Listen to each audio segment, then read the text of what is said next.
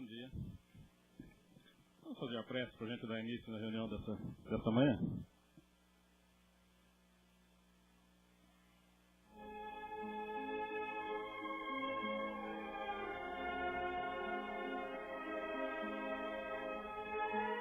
Deus, nosso Pai, que sois todo poder e bondade, dai a força àquele que passa pela provação. Dai a luz àquele que procura a verdade. Ponde no coração do homem a compaixão e a caridade. Deus, dai ao viajor a estrela guia, ao aflito a consolação, ao doente o repouso. Pai, dai ao culpado o arrependimento, ao espírito a verdade, à criança o guia, ao órfão o Pai. Senhor, que vossa bondade se estenda sobre tudo que criastes. Piedade, Senhor, para aqueles que vos não conhecem. Esperança para aqueles que sofrem. Que vossa bondade permita aos Espíritos Consoladores derramarem por toda parte a paz, a esperança e a fé. Deus, um raio, uma faísca do vosso amor pode abrasar a terra. Deixai-nos beber na fonte dessa bondade fecunda e infinita, e todas as lágrimas secarão, todas as dores se acalmarão. Um só coração, um só pensamento subirá até vós, como um grito de reconhecimento e de amor. Como Moisés sobre a montanha, nós vos esperamos com os braços abertos. Ó bondade, ó beleza, ó perfeição. E queremos, de alguma sorte, forçar vossa misericórdia. Deus, dai-nos a força de ajudar o progresso, a fim de subirmos até vós. Dai-nos a caridade pura, dai-nos a fé e a razão. Dai-nos a simplicidade que fará das nossas almas o espelho onde se deve refletir vossa imagem.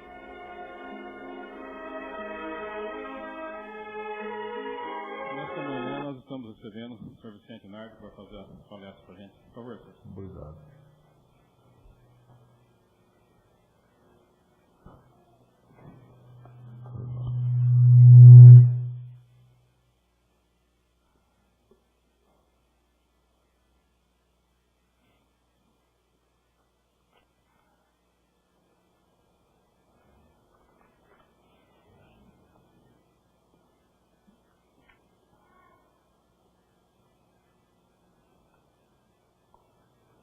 Olá, minhas amigas e meus amigos, muito bom dia, sejam todos bem-vindos e que as bênçãos de Jesus envolvam a todos nós, amigas e amigos, presentes, encarnados e desencarnados.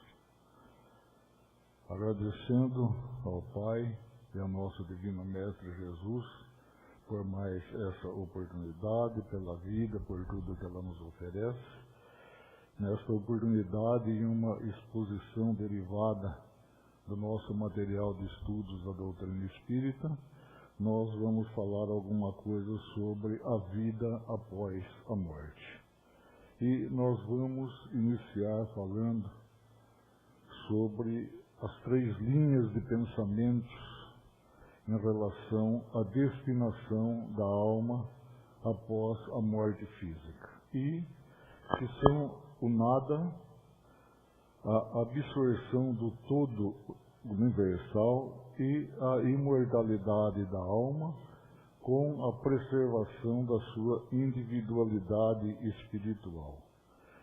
E no primeiro capítulo da primeira parte do livro O Céu e o Inferno, nos são apresentadas as 2 grandes alternativas espirituais da humanidade, que são a alternativa do futuro e a alternativa do nada.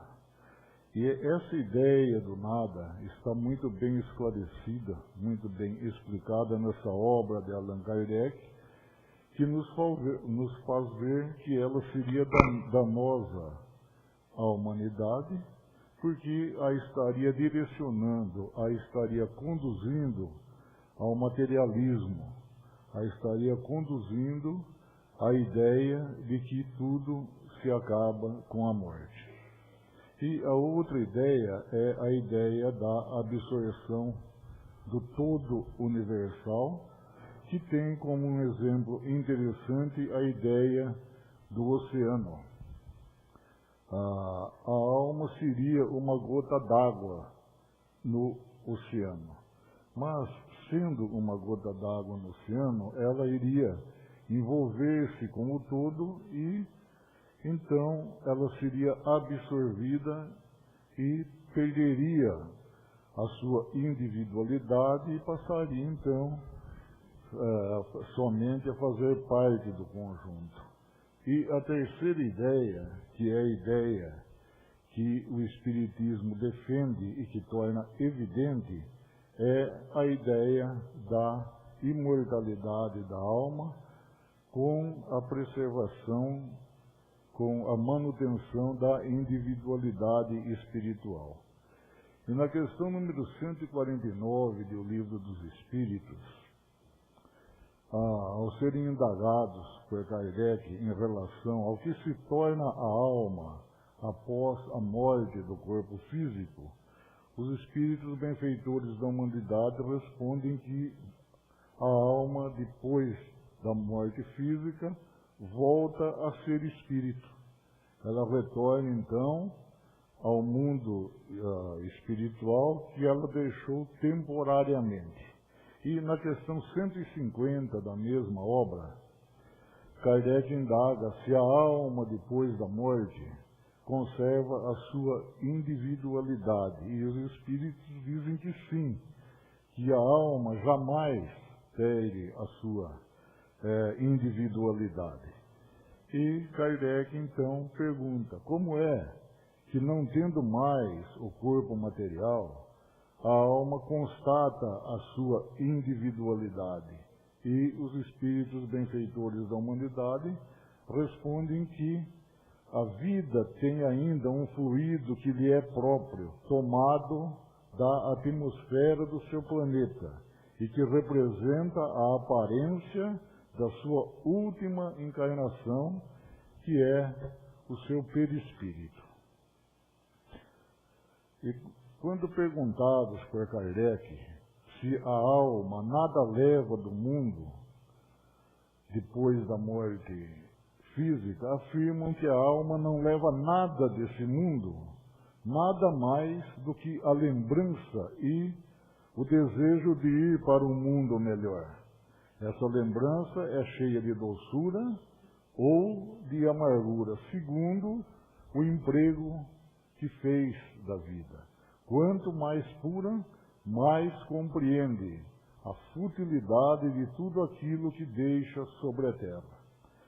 Assim, então, minhas amigas e meus amigos, ele vem nos esclarecer que a ideia de céu, inferno e purgatório é uma evolução da criatividade e do entendimento humano sobre a dor, o sofrimento e a felicidade. O céu seria o lugar da felicidade, do congraçamento, da amabilidade entre as criaturas humanas. Seria o lugar da felicidade. O inferno seria o oposto, o lugar da angústia, sofrimento e dor, ao qual as criaturas humanas, os pecadores, estariam condenados a permanecer eternamente. E em relação ao purgatório, o Evangelho não faz nenhuma referência a seu respeito, mas ele foi criado pela Igreja Católica lá pelos idos do ano 563 da era cristã. E nós entendemos que o desenvolvimento dessa evolução da mente humana tenha ocorrido que as pessoas pudessem sentir-se assim orientadas, entendendo que o céu seria o lugar da felicidade, o inferno seria o lugar da angústia, dor e sofrimento, e o purgatório, que é o mais condizente com a justiça divina, representaria uma oportunidade às criaturas humanas para que purgassem os erros do passado e tivessem, então, uma oportunidade de evitar o eterno fogo do inferno. E na questão 87 do Livro dos Espíritos, Kardec indaga aos espíritos benfeitores da humanidade se os espíritos ocupam uma região determinada e circunscrita, ou seja, uma região demarcada e limitada no espaço. E recebe dos espíritos benfeitores da humanidade a resposta de que os espíritos estão por toda a parte. Os espíritos povoam os espaços infinitos e estão sempre ao nosso lado, agindo sobre nós, sem que nós percebamos. E ainda na questão 1011 da mesma obra, ao responderem à indagação de Kardec, se o paraíso e o inferno não existiriam tal como o homem os apresenta, os espíritos da humanidade responderam: não são senão figuras. Há por toda parte espíritos felizes e infelizes. E entre as obras da codificação espírita, escritas por Allan Kardec, temos o livro Céu e Inferno, do qual nos referimos, onde em sua primeira parte ele coloca as explicações teóricas sobre a imortalidade da alma. E a segunda parte ele divide em como as pessoas desencarnam e como elas chegam ao outro lado da vida em situações bastante diferenciadas. No primeiro capítulo da segunda parte, ele fala dos espíritos felizes. E ao longo dessa segunda parte, ele vai então nos mostrando as diferenças das diferentes fases espirituais. Por exemplo, espíritos infelizes, dos espíritos em situação mediana, em condição mediana, e dos espíritos suicidas. E em cada uma delas, em cada uma dessas fases, ele coloca o relato do próprio espírito, falando da realidade que encontraram do outro lado da vida. E nós temos ainda a obra, o livro Nosso Lar, pelo espírito André Luiz, uma psicografia de Francisco Xavier, onde nós podemos encontrar um grande número de informações sobre a desencarnação. E informações estas que muitas pessoas chamaram de fantasiosas. Mas depois de tomarem conhecimento da base do espiritismo, da base da doutrina espírita, eles despertaram para a realidade, porque as informações adotadas pelo espiritismo em relação à destinação da alma após a morte física foram obtidas por revelações dos próprios espíritos. O espiritismo não foi inventado. O espiritismo não foi criação dos homens. O espiritismo é fruto da revelação dos próprios espíritos, trazendo para nós, através de médiuns, a realidade vivida por eles no mundo espiritual, no plano espiritual.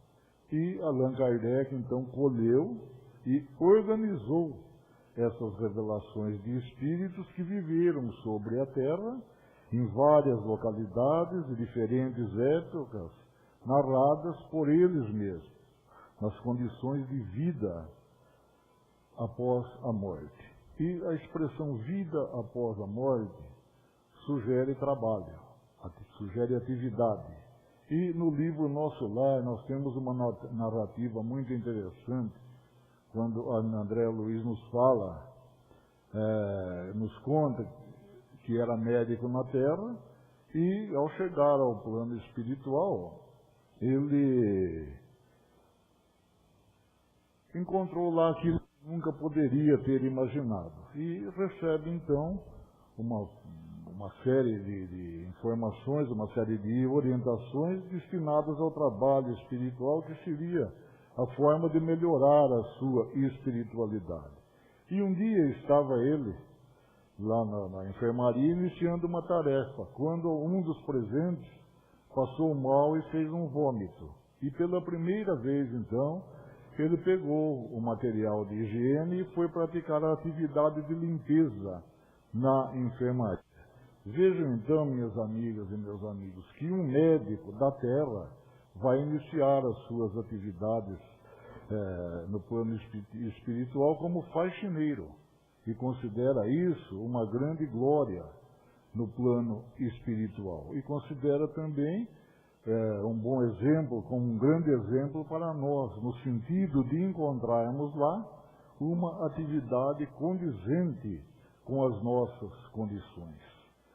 E quando alguém desencarna após passar por uma longa e sofrida enfermidade, as pessoas têm por hábito dizer: finalmente fulano, ciclano vai descansar.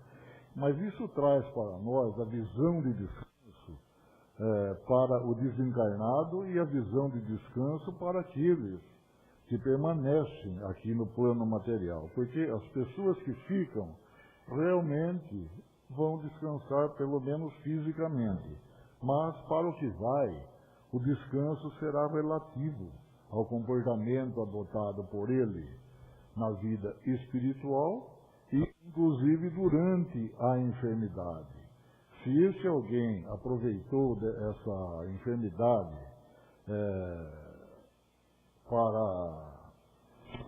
aproveitou essa oportunidade, a oportunidade dessa enfermidade para entender a necessidade desse processo, ele vai chegar melhor acomodado ao plano espiritual.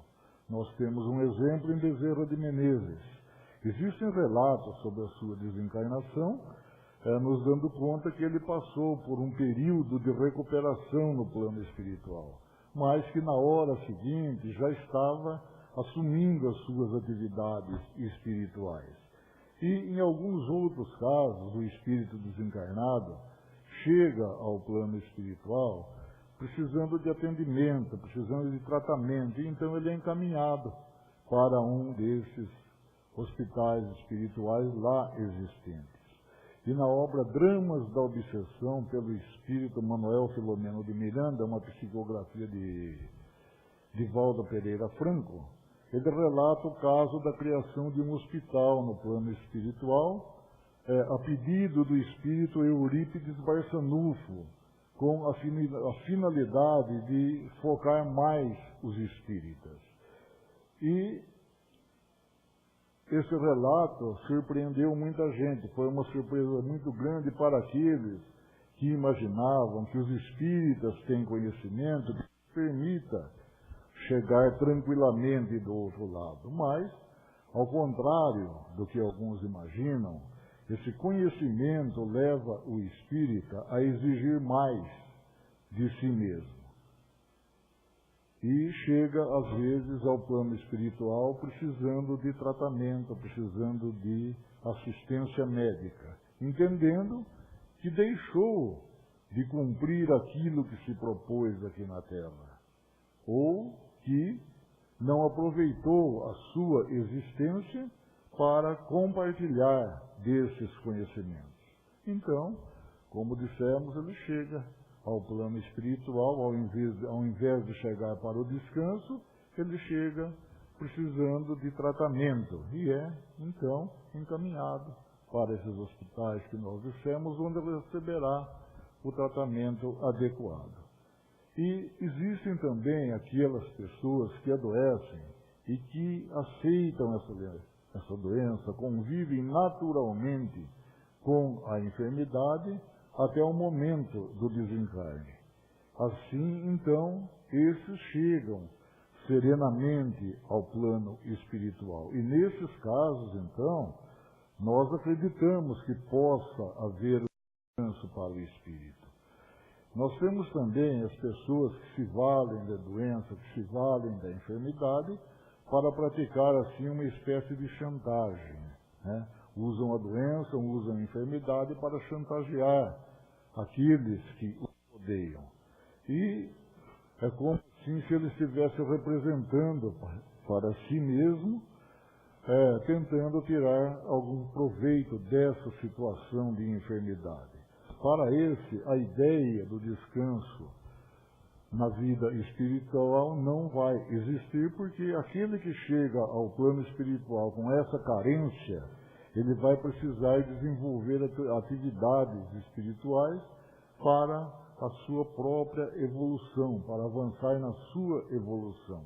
E esse espírito vai precisar também da ajuda dos seus entes queridos que permaneceram na Terra, dos seus entes queridos que encarnados e que têm duas formas de auxiliá-los. A primeira delas é a prece. No capítulo 28 do Livro dos Espíritos, no capítulo 28 do Evangelho segundo o Espiritismo, é o capítulo das preces gerais. E no seu prefácio nós vamos encontrar as explicações das razões pelas quais os espíritos desencarnados podem, em algumas vezes, estar em estado de sofrimento e em estado de amargura. E nos trazem a orientação de como o encarnado deve dirigir-se ao desencarnado e estabelecer com ele uma comunicação mental positiva. E a segunda alternativa é que sempre que falarmos dos nossos entes queridos desencarnados, ou pensarmos nos nossos entes queridos desencarnados, falarmos e pensarmos de uma forma positiva. Como, por exemplo, quando nós queremos amparar alguém que está ao nosso lado, nós o tratamos carinhosamente, com palavras de bondade, de amor, com palavras amáveis. E na sua ausência, por morte do corpo físico, esse alguém recebe a comunicação mental. E é esse direcionamento de pensamento positivo é que vai ampará-lo no plano espiritual. E não raramente os encarnados reclamam a presença daquele que partiu, lamentam seguida a sua ausência. E nós entendemos que sentir saudade e tristeza pela ausência do ente querido que partiu é natural, mas uma cobrança exagerada é assim um sentimento aflitivo, um sentimento de sofrimento, de dor. E com essa aflição, com esse sentimento aflitivo, o encarnado vai entrar em um processo doentio. E, em consequência dessa sintonia negativa, ele vai prejudicar a evolução do seu ente querido desencarnado. Porque a linguagem dos espíritos é a linguagem do pensamento. E nós temos também aqueles que desencarnam e permanecem ali no ambiente familiar, presos a objetos ou presos a outra pessoa. Há um caso em que um espírito chegou na reunião mediúnica dizendo estar sendo traído pela esposa, que ela havia colocado um outro dentro de casa e ignorava sua presença. Isso acontece porque, às vezes, a pessoa morre fisicamente e não toma conhecimento da sua nova realidade, não percebe o desencarne e permanece ali no ambiente familiar. E, nesse caso, ele dizia que a esposa se unira a outro e, então, ele foi esclarecido que ele é que havia deixado a vida física, que o corpo dele havia morrido. Então, gente, só para entender melhor, é assim, nós somos espírito. E nós temos um corpo físico que abriga esse espírito. E esse corpo físico, ele é revestido por uma película semimaterial que nós chamamos de perispírito. Quando nós morremos, na verdade, morre a parte material, a parte física. O espírito permanece vivo amparado, abrigado pelo perispírito, que representa a nossa aparência na última encarnação. E nas ocasiões em que o espírito se torna visível aqui na Terra, na realidade nós vemos o seu perispírito. É com o perispírito que o desencarnado se liga ao encarnado e estabelece essas comunicações. Assim, existem casos, como já dissemos anteriormente, em que o espírito é acolhido em hospitais espirituais para tratamento. Mas, em alguns casos, ele é tão evocado pelas pessoas através de pensamentos e críticas que deixa esse tratamento e vem para o ambiente familiar para atender esse chamamento que as pessoas fazem quando maldizem o desencarnado ou quando dizem, se meu pai estivesse aqui, coitada da minha mãe, morreu sem conseguir despedir-se de nós. Se fulano estivesse aqui, isso não estaria acontecendo. Isso tudo traz angústia ao desencarnado, que passa a sentir então a necessidade de voltar e cuidar para resolver essa situação que ele sabe que não vai resolver. E isso gera para ele mais angústia e sofrimento. As pessoas que vão ao cemitério, por exemplo, trazem em si sentimentos diferentes umas das outras. Alguns vão ao cemitério para ornamentar, para limpar o túmulo dos seus antepassados, dos seus entes queridos, sem nenhum envolvimento emocional. Outros aproveitam essa presença no cemitério para dar lugar a recordações que provocam angústia, dor, sofrimento e lamentações. E não se está aqui dizendo que não se deva ir ao cemitério, ou aconselhando alguém a não ir ao cemitério. A criatura humana tem o direito, tem a liberdade de cultuar os seus mortos de maneira convencional, da maneira que entenderem ser a mais útil, a mais agradável, a mais apropriada. Mas nós estamos em um trabalho de conscientização de se cultuar mais o espírito do que a matéria. As pessoas vão ao cemitério onde estão os restos mortais dos seus entes queridos, mas o espírito dele não estará lá necessariamente. Pode até ser que, em algum caso muito especial, o espírito possa ir até lá. Talvez nós devêssemos considerar a hipótese de, em lugar de ir ao cemitério e dar lugar a essas recordações que trazem angústia, tristeza, dor, sofrimento, o desencarnado ficasse mais bem homenageado se orássemos por eles, se levássemos, em nome dele, alimento para as pessoas necessitadas.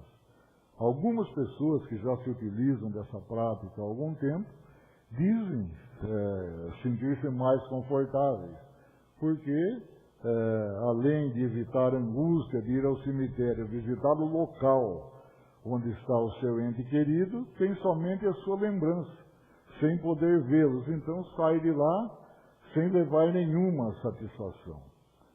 Mas, quando a pessoa vai a algum lugar levar em nome do desencarnado alguma coisa a alguém que precisa, ele vai encontrar lá o agradecimento. E esse agradecimento vai para o desencarnado com uma figuração muito, muito positiva. São muitos os que desejam comunicar-se com os seus entes queridos, ou pelo menos ter notícias deles, mas isso de uma forma geral não acontece. O que nos parece satisfatório é que nos utilizemos de dois tipos de comunicação com os nossos entes queridos.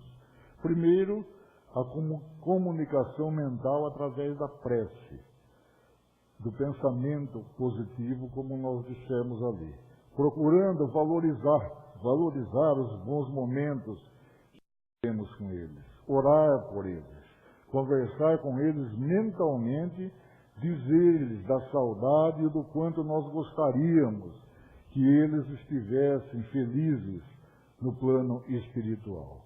E a outra é ler, é estudar, ler as obras espíritas. Essas obras falam muito do sonho. Durante o sono, através do sonho, existe uma possibilidade de encontro mais real com os nossos entes queridos, desencarnados, porque durante o sono, o espírito encarnado deixa o corpo físico e pode ir até o plano espiritual, onde se encontra esse seu ente querido desencarnado. E, nesse momento, o encarnado fica em igualdade de condições com o desencarnado, porque o desencarnado está totalmente desligado do corpo físico. E o encarnado está ligado ao corpo físico por um laço muito brando, muito tênue. Então, ele vai, naquele momento, viver a vida espiritual. E algumas pessoas procuram as casas espíritas buscando essa conversação, essa comunicação com os seus entes queridos, desencarnados, entendendo que ele possa, através de uma reunião mediúnica, ser evocado e dar a comunicação. Mas o Espiritismo não faz evocação. Nós atendemos manifestações espirituais espontâneas. O Espiritismo aconselha, cumprindo a expressão bíblica de proibição de evocar os mortos, que isso não seja feito. Os grupos espíritas não fazem reuniões mediúnicas públicas e nem fazem evocação de espíritos desencarnados, porque há uma série de critérios para essas comunicações. E dependendo do critério, do atendimento desses critérios, a comunicação, se ocorrer, poderá ser muito mais maléfica do que benéfica, tanto para o espírito encarnado quanto para o desencarnado. E aquele que procura a casa espírita em busca de consolo pelo desencarne do seu querido, recebe orientações consoladoras, confortadoras, porque o Espiritismo é o consolador prometido. E vai então entender que se abraçar uma tarefa qualquer, projetando bem a felicidade, de atender às necessidades do seu próximo, existe a possibilidade de esse ente encarnado, desse seu ente querido desencarnado, abraçar com ele essa tarefa. E irá então compartilhar não unicamente, não somente o mesmo trabalho espiritual, mas também o aprendizado que essa tarefa traz, tanto para o ente querido desencarnado no plano espiritual, quanto para o encarnado no mundo material.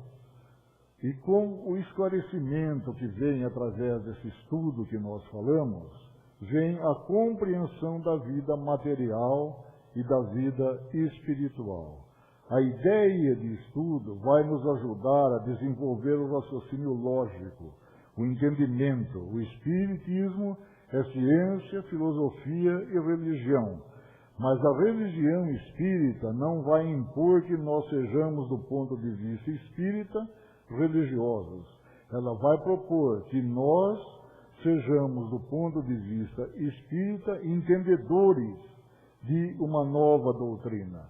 E que nós façamos a opção que nós entendamos o que está acontecendo. Então, o Espiritismo não vai impor que nós temos que aceitar que a pessoa que morreu, mas ainda está viva.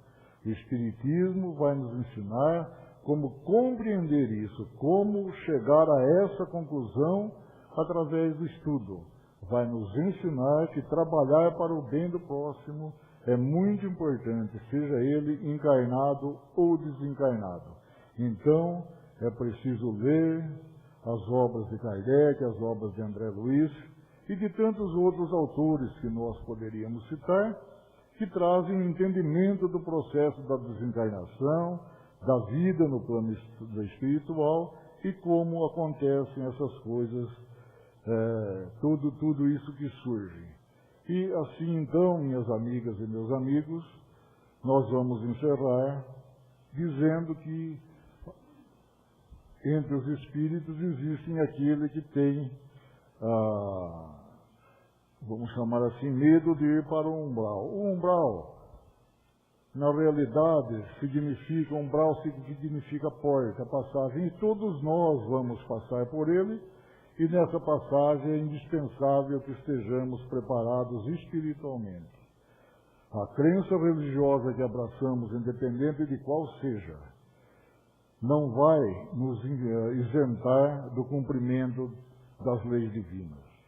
O voto religioso não vai contribuir para a nossa evolução espiritual, não vai abreviar a nossa caminhada que leva ao Criador. É necessário estudar, raciocinar, compreender e, principalmente, colocar em prática o aprendizado recebido. Muita paz, muito amor, harmonia e que as bênçãos de Jesus permaneçam em nós. Assim seja.